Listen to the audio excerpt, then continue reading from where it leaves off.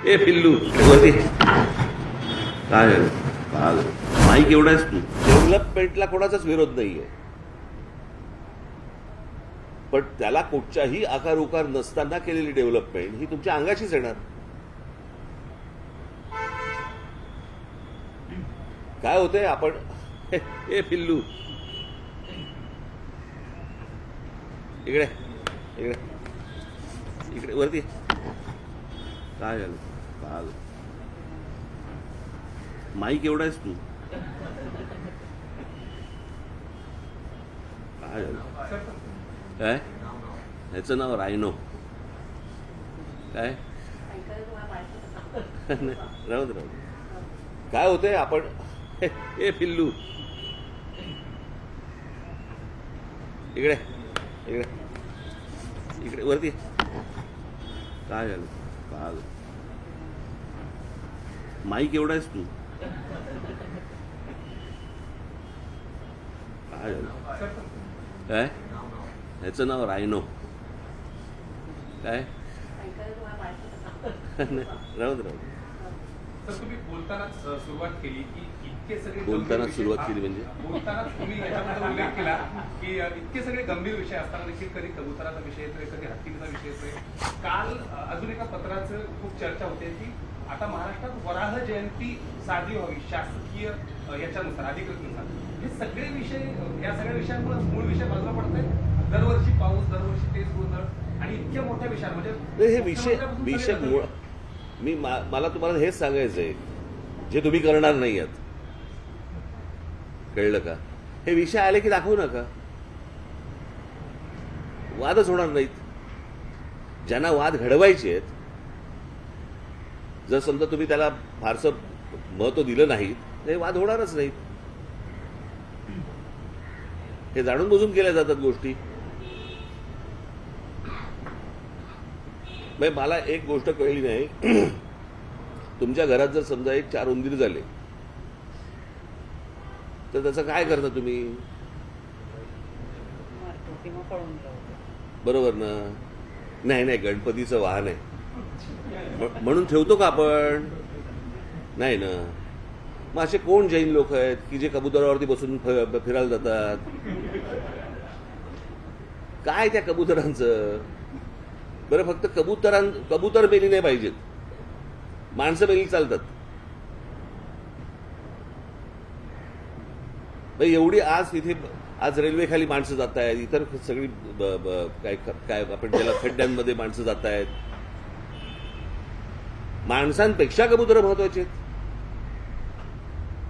पण मला माहिती होतं की तो पॉलिटिकल सगळा विषय आहे, राजकीय विषय, आणि त्या राजकीय विषय तशाच प्रकारे तो लावायचा होता की जेणेकरून, आणि त्याच्यात त्यांना लक्षात आलं की ह्यांच्याकडनं काही रिस्पॉन्स मिळत नाहीये. कारण आम्हाला माहिती आहे की कुठे रिस्पॉन्स द्यायचा एवढं तर आम्हाला कळतं की नाही. आणि हे मी आत्ता जे सांगितले हे खरं तर मूळ विषय आहेत, ज्या मूळ विषयांकडे आपण सगळे दुर्लक्ष करतो आणि नको त्या गोष्टींमध्ये आपण भरकटत जातो. आता 2 दिवस पाऊस पडला म्हणून तुम्ही पाऊस दाखवलात. इन्फ्रास्ट्रक्चर डेव्हलपमेंटवरती इतका भर दिला असं सरकारकडून, परंतु टाउन प्लॅनिंग या बेसिक विषयाबद्दल कुठल्याही राजकारणी तुमच्याखेरीज बोलताना दिसत नाही. या सगळ्या सरकारनं ना इथे हा बंगला आहे माहिती आहे, इथे पांढरा बंगला आहे माहिती आहे, सेनापती बापटच्या पुतळ्याच्या मागे. हा तो मोडकांचा बंगला आहे. ते इंजिनियर मोडक, त्यांना रोज येऊन नमस्कार केला पाहिजे. हे माहीम, दादर, वडाळा, हिंदू कॉलनी, परळ, नायगाव, ही सगळं टाउन प्लॅनिंग हे त्या मोडकांनी केलंय ब्रिटिशांच्या काळात. त्यांच्या नावाने तो मोडक सागर आहे.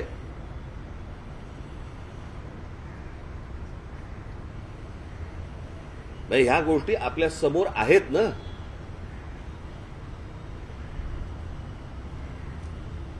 आणि मला प्रश्न पडतो की हे कोणीतरी येणार, बाहेरून येणार, आणि हे आम्हाला प्रश्न विचारणार काय मुंबईची परिस्थिती झाली आहे म्हणून.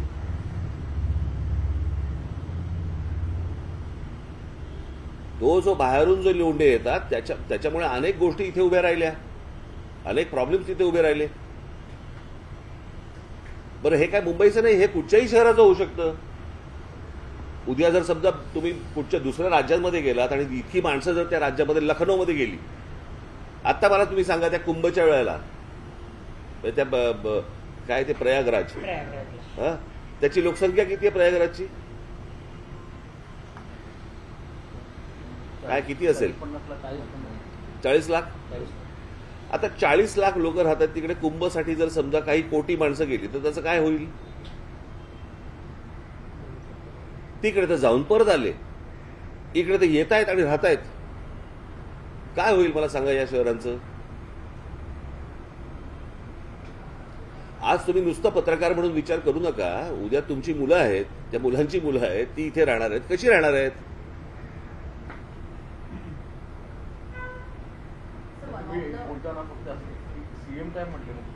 सांगितलं ना मी करणार आहेत म्हणून. हे मी पहिल्यांदाच मला असं वाटतं सुरुवात करतानाच सांगितली होती. काय सुरुवातीला बोलताना नाही पण दरवेळेस पाणी भरणार नाही मुंबईमध्ये. हे बाबा हे प्रश्न तुम्ही आता कसं आहे, मी सगळ्या गोष्टींचा आत्ता बोलायला नव्हतो गेलो. मी आत्ता बेसिक विषय होता तो म्हणजे ट्रॅफिक आणि रिडेव्हलपमेंटमुळे होणारं वाहनांची रस्त्यावरती येणं. हा आत्ता सगळ्यात मोठा गंभीर विषय आहे. अनेक गंभीर विषय आहेत, त्यातला हा एक गंभीर विषय तो मी आत्ता बोलून आलो. Sir, one of the reason for the traffic congestion is the missing link. There are missing links. According to the development plan of 1991 and 2034 of the BMC, there are 22 planned roads. If implemented, there will be no need for coastal roads or external roads. But that doesn't seem to be in planning at all. प्रश्न असा आहे ना की आपल्याकडे कायदे आहेत, बरोबर आहे. आपण लॉ अँड ऑर्डर म्हणतो ना. सो लॉ आहे, ऑर्डर नाही आहे. आपल्याकडे कायदे आहेत, आपल्याकडे सगळ्या गोष्टी आहेत, परंतु या प्रकारची कोणतीही गोष्ट काय मी तुम्हाला तेच सांगतो ना की हा विषय गंभीर महत्वाचा आहे. हेच मुळात राज्य सरकारमध्ये मान्य होत नाही ना. हे राज्य सरकार फक्त नाही म्हणत मी, अगोदरची सगळीच राज्य सरकार. तुम्ही कोणत्याही राज्यामधल्या राज्य सरकारमध्ये टाउन प्लॅनिंग असा विषयच येत नाही. आपल्याकडे डीपी बनतो पण टीपी नाही बनत.